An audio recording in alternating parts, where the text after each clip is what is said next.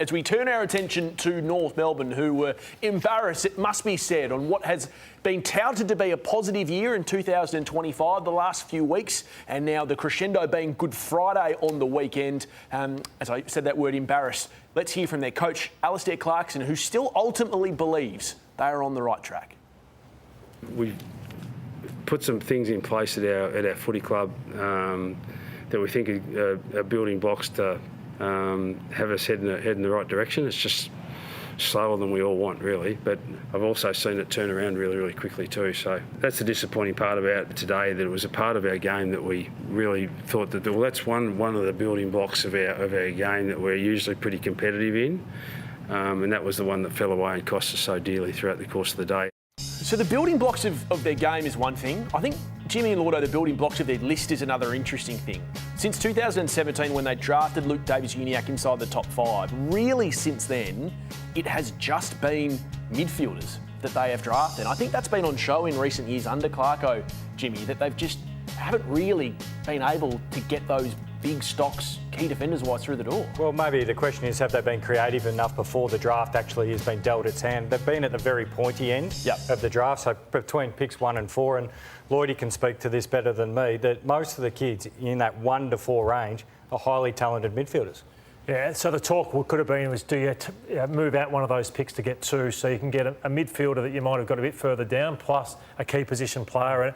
And some will say they tried to get inventive last year, but to me it's one of the more bizarre trade-outs that I've seen, that they, at pick 27, they took Richmond's pick to get and gave up a future first rounder. So for Matt Whitlock, who, I hope he has a wonderful career with North Melbourne, he was overlooked 26 times by other clubs, but they've given up a top 3 pick next year. So I absolutely take your point on that, but that looks like a genius move if they're doing what they told everyone they would be doing, and that is the wheel has started to turn and they're playing better footy. But right now, that pick is going to be pick number 2. And so it's the opposite of genius, right? It looks like a disaster. But what Lloydie was touching on there, you could have split that pick and got Whitlock and a midfielder. So you didn't actually have to give up an additional pick as well. But we highlighted the midfield, and they've certainly stacked it with high talent, but it got absolutely smashed on the weekend, and there'd be some soul-searching going on at North Melbourne, and I genuinely feel for their fans, and I've spoken about this because there's a lot of players who are very conditional in their effort, and, is there a real... That's not a word you'd use lightly. No, it's not, because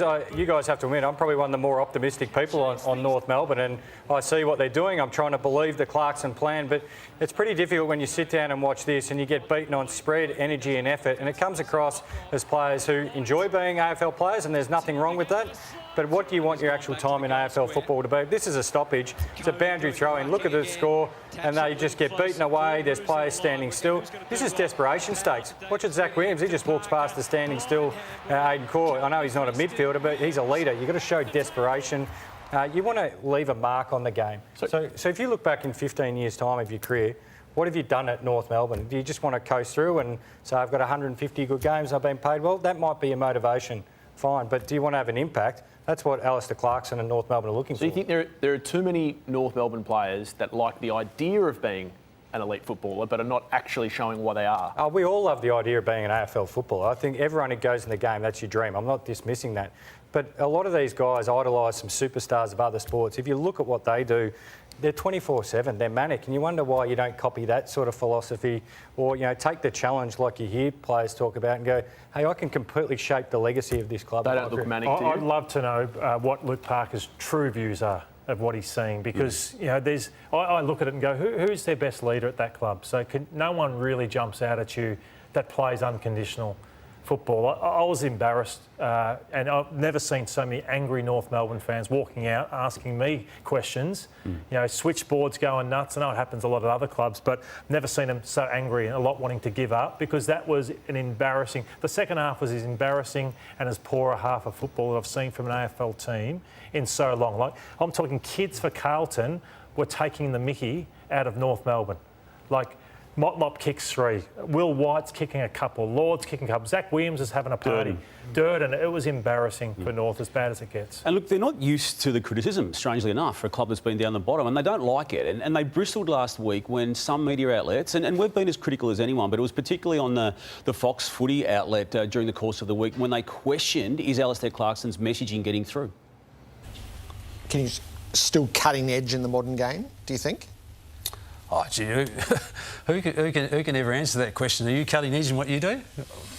I don't know. Would you say, oh, yeah, we're right at the top of our game? I'm not the best person to ask. You need to be asking everyone else. But shouldn't you go, yeah, damn straight I am. I'm absolutely where we need to be.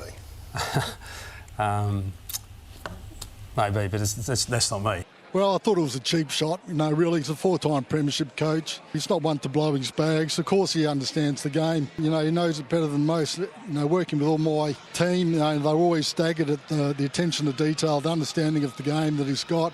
So into his third season now, 7 wins only. I know he missed a chunk of football in the 2023 season, but this is also part of the strategy around backing in Clarkson and highlighting the fact that these key players in the club's eyes have all signed long-term deals under the coaching of Alistair Clarkson. I absolutely get it, but there's only so much you can say, and this club is going to have to, at some stage, very, very soon, actually do something to validate what it's been saying and arguing and getting angry about when people dare question it. It's a fair question from Jared and Gary, though, isn't it, Damo? I would have thought so. I mean, we've been asking it on this show. Todd Viney's allowed to answer it the way he wants, but it's a fair question. Of course he is, yeah. But, I mean, you talk about the building blocks. I mean, the building blocks to the defensive mechanisms of the game. I know it's not just totally sheeted home to the actual back line 6 players, but they've conceded, Sam, 240 points in the collective 3 last halves of football, that being against Sydney, Gold Coast and Carlton. 240 points after half-time in the totality of those 3 matches. It's a staggeringly bad number. And, Lordo, to your point, you talked about the angry North Melbourne fans, who I think have every right to be irate. They've got the coach saying that they've got the building blocks from a list perspective. The footy department, cap as well, it's almost $4 million, I think now, Jimmy, I think it's 3.9 million. If you look at, say, the last 2 premiers and then compare North Melbourne, Alistair Clarkson and Todd Viney would be taking up close to $1.6, $1.7 million of that 3.9. Now, you're allowed to do it any way you want, right? But Chris Fagan and Danny Daly would have been significantly less than that. Craig McRae and Graham Wright. Graham Wright's a very, very big name in footy. Craig McRae would have probably been on his first contract of $500,000. So they're looking at the low 1.1 million compared to that. So I think North Melbourne fans have every right, as you heard on 3W Footy on Friday night, to be flooding the talkback lines. So what is the solution, Sam? So where to next for North Melbourne? Because we've had these conversations before. How does it get advanced from here? Well, it's really interesting. I think the AFL have done almost all they can. I mean, they've given them a lot of picks, priority picks. We know that the secret herbs and spices with the Ben Mackay compensation essentially got them 2 picks inside 3. I just think back to Brisbane, and when they were in a dark place, they essentially, AFL House, sent Greg Swan there, one of the most serious and respected administrators in footy, to go there and be CEO. Now, North Melbourne have gone down a different track. Jen Watt is a highly respected person in footy, a first-time CEO. So I'm just wondering if they are thinking there at AFL House, how else can we help this club? Because it's gone on for too long now. But when it's all said and done, Sam, they got what they needed, what they felt they needed in Alistair Clarkson. Now, it was never going to be utopia with Alistair. It never was. But 3 years in, it's warranted and allowed to be a lot better than what it has been. So I understand the question. I think it's a valid one to have. But ultimately, they got what they wanted. That man himself, Alistair Clarkson, is the one who's not performing under the plan. What about the team that put them to the sword, the Blues? They haven't beaten anyone yet this year, but they've done what they had to do the last 2 weeks. Yeah, and what it just does is confidence, and sometimes it can be about just getting a bit of luck with your fixture, and I think West Coast came at a great time for them. North come at an even better time.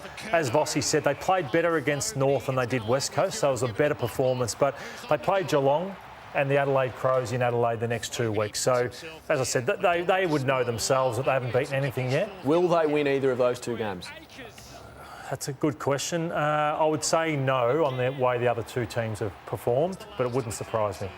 I did tip 3 out of 9 this round, Sam, so wouldn't back in my tips. You don't have to say it when you tip badly. Just only talk about tips when you tip well from experience.